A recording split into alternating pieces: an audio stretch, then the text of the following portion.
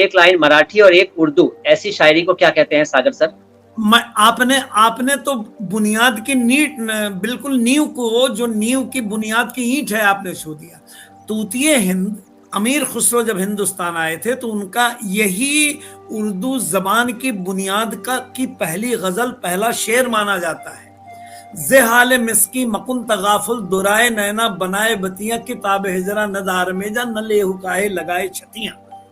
پہلا اوپر کا جملہ انہوں نے فارسی میں لکھا، اور نیچے والا واقع جیسا آپ نے کہا ہے وہ انہوں نے اودھی اور برج بھاشا کو ملا کے کہا، اور اسی کی ارتقاء یعنی ڈیولپمنٹ، اسی کا وکاس جو ہے وہ آج کی غزل کے شعر ہیں جو ہم آپ کہتے ہیں. تو اگر آپ لطفاً میری بات بہت دھیان سے سنیے گا، بڑا گمبھیر چیز ہے یہ.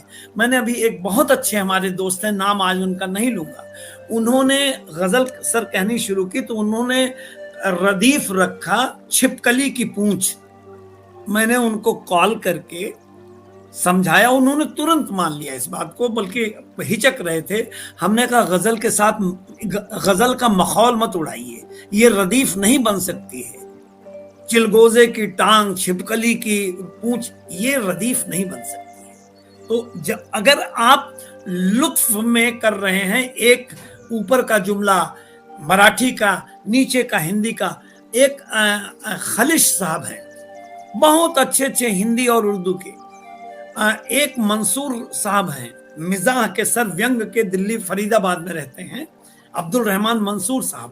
بڑی خوبصورت وہ انگریزی کے شبد لے کر کے یہ لطف کے لیے ٹھیک ہے، لیکن روایتی طور پر، قدیمی طور پر، بڑی سادہ زبان میں آپ سب ہنسنے لگیں گے، بیڈمنٹن کے ریکٹ سے کرکٹ نہیں کھیلا جا سکتا.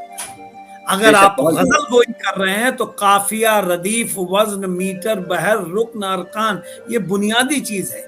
ایکسل کرنا چاہتے ہوں تو تغزل، مفہوم، ابہامیت، تصوف، یہ جو خزانے ہیں، یہ جو شبد ہیں، وہ معین شمسی صاحب کے اکشے کوش میں ہیں.